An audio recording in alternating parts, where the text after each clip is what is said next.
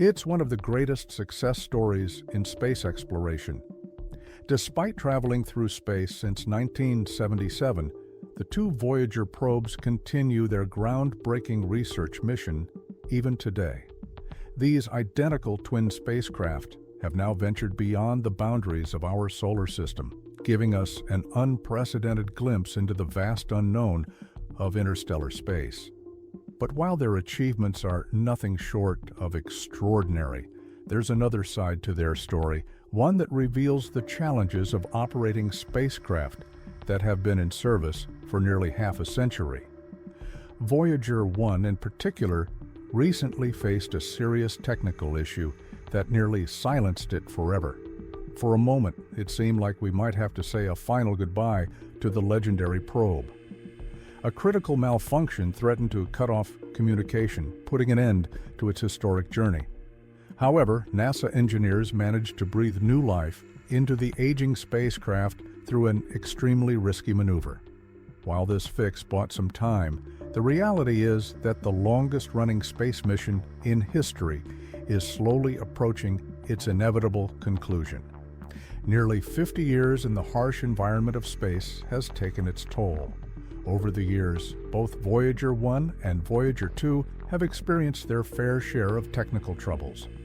One of the most notable occurred in the spring of 2022, when Voyager 1 began transmitting strange, nonsensical telemetry data back to Earth. Although the spacecraft was otherwise functioning as expected, the data simply didn't make sense. It took NASA scientists several months to identify the source of the problem. The issue? Voyager 1's attitude control system had mistakenly tried to send its data through an onboard computer that had been shut down long ago. While experts were unable to determine why this happened, they did manage to redirect the data back to a still-functioning computer using the Deep Space Network's powerful radio antennas. But, as the saying goes, when it rains, it pours. Just a few months later, another major issue surfaced, this time with Voyager 2. A simple mistake caused its antenna to misalign by just 2 degrees, which might not seem like much, but in the vastness of space, it was enough to cause a huge problem.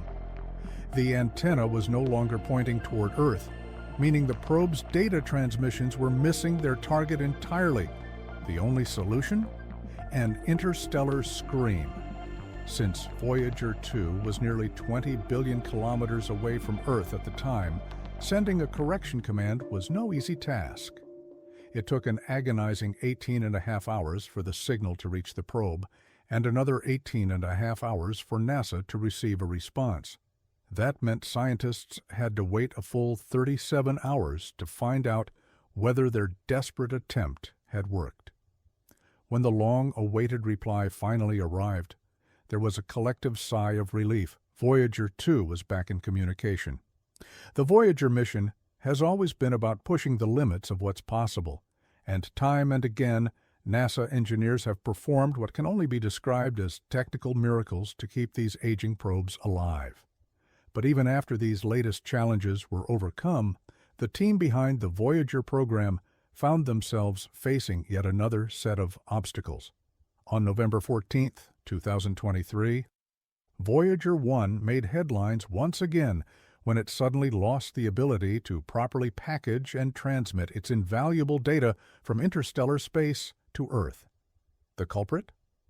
A defect in the spacecraft's Flight Data System, or FDS, the crucial onboard computer responsible for collecting data from Voyager's scientific instruments and other hardware. Normally, the FDS converts this information into a compact digital packet of ones and zeros before passing it along to the Telemetry Modulation Unit, or TMU, which then beams it back to Earth. But somewhere along this process, something went wrong. The communication link between the FDS and TMU had broken down. As a result, the TMU could only transmit a never-ending loop of meaningless ones and zeros, like a stuck record. NASA engineers immediately jumped into action, attempting to restart the FDS on December 23rd, but the first rescue attempt was unsuccessful. It seemed like Voyager 1 had finally reached a point of no return. Some experts even admitted that it would take nothing short of a miracle to bring the ancient probe back to life. And yet, miracles do happen. In April of this year, NASA finally announced the breakthrough everyone had been waiting for. Voyager 1 was transmitting data once again. But getting to this point had been no easy feat. After months of meticulous troubleshooting, engineers discovered the root of the issue, a defective microchip within the FDS. This chip contained a critical piece of program code that verified and processed the data before transmission. With the chip damaged, the only way to restore Voyager 1's functionality was to relocate the missing program code and store it elsewhere in the onboard computer. However, there was one major obstacle. Storage space on Voyager 1's outdated systems was extremely limited. The engineers needed to get creative. Instead of trying to fit the program code into one location, they decided to break it into smaller pieces and distribute them across different sections of the FDS. But this required an entirely new approach. Every reference to the original storage location had to be rewritten, and additional script lines had to be inserted to guide the onboard computer through the fragmented code. Finally, after months of planning and execution, the updated code was transmitted to Voyager 1, and soon after, the probe responded with the long-awaited technical data.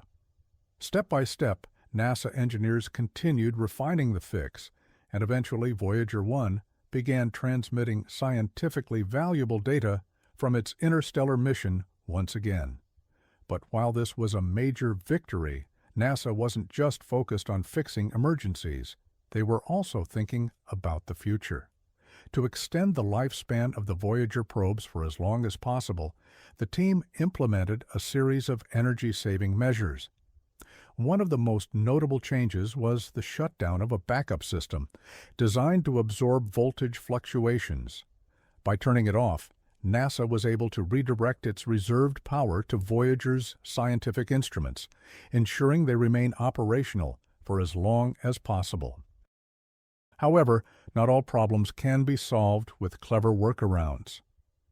One looming issue that engineers have yet to fully address is the state of Voyager 1's fuel lines. After nearly 5 decades in space, the lines have become so clogged and aged that they pose a serious risk to the probe's stability, and unfortunately, there's no simple fix for this particular challenge. The decision was made to turn off one of Voyager 1's main heating units, a choice that was not taken lightly. The spacecraft depends on small positioning thrusters to keep its antenna precisely aligned with Earth, ensuring that data can be transmitted across billions of kilometers. These thrusters rely on liquid hydrazine fuel, delivering tiny bursts of thrust lasting only a few milliseconds at a time. But after nearly 50 years in space, even these reliable components have suffered the effects of age. When Voyager 1 first launched on September 5, 1977, it was equipped with 3 sets of thrusters, 1 for course corrections and 2 for attitude control. However, as the years passed, wear and tear forced NASA to adapt. By 2002, deposits in the fuel lines had clogged the first set of positioning thrusters, leading engineers to switch to the second set. But this was only a temporary solution. Over time, the second set also showed signs of clogging, prompting another switch in 2018. This time to the third set, originally designed for course corrections rather than fine adjustments. Now, 6 years later, this final set of nozzles is also in rough shape. In fact, the situation is even more critical than before. The course correction thrusters have deteriorated faster than the previous 2 sets. To put things into perspective, the fuel line openings that once measured 0.25 millimeters in diameter have now narrowed to just 0.035 millimeters, less than half the width of a human hair. The risk of complete failure was becoming too great, and NASA had no choice but to act. The only option left was to switch back to one of the earlier sets of thrusters. However, this was far from a straightforward process. Due to Voyager 1's dwindling energy supply, even the smallest power adjustment could jeopardize the probe's survival. Restarting the deactivated thrusters required preheating them, but the limited power available meant that something else had to be shut down to make this possible. This presented NASA with a difficult dilemma. Every remaining system on Voyager 1 is essential, and shutting down any one of them could have irreversible consequences. If the scientific instruments were powered off, there was no guarantee they could be turned back on. After weeks of careful deliberation, engineers determined that the least risky option was to deactivate one of the main heating units. And so, with a calculated risk, the plan was put into action. On August 27, 2024, the shutdown was initiated, lasting for an hour while the nozzles preheated. To the NASA scientists monitoring the process, those 60 minutes must have felt like an eternity, especially knowing that every message sent to Voyager 1 takes about 22.5 hours to travel one way. But when the long-awaited response finally arrived, there was a collective sigh of relief. The thruster swap was a success. Voyager 1 could once again properly align its antenna with Earth and continue transmitting data. However, this victory comes with an expiration date. The reactivated thruster set isn't in perfect condition. It had already accumulated enough deposits to require its initial shutdown years ago. This means that at some point it, too, will become unusable. Meanwhile, NASA has also had to make sacrifices with Voyager 2. In an effort to conserve power, one of its 5 remaining scientific instruments was recently deactivated.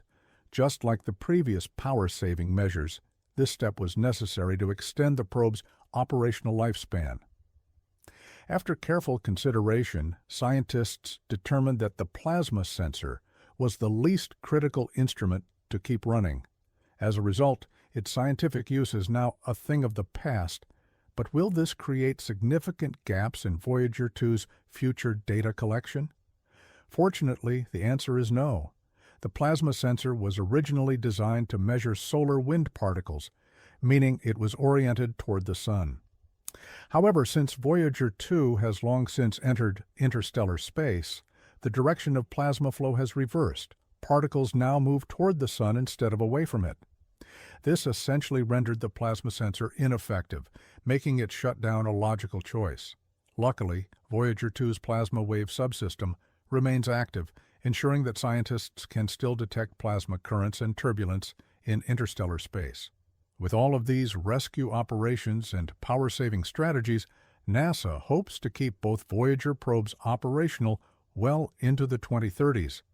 And at this point, it's worth remembering that when these twin probes launched in the 1970s, their expected lifespan was only 5 years. Yet, nearly 5 decades later, they are still pushing the boundaries of human knowledge. Even when the day finally comes that Voyager 1 and 2 lose power and fall silent, their journey will not end. They will continue traveling through space, carrying humanity's message for millions, perhaps even billions, of years to come.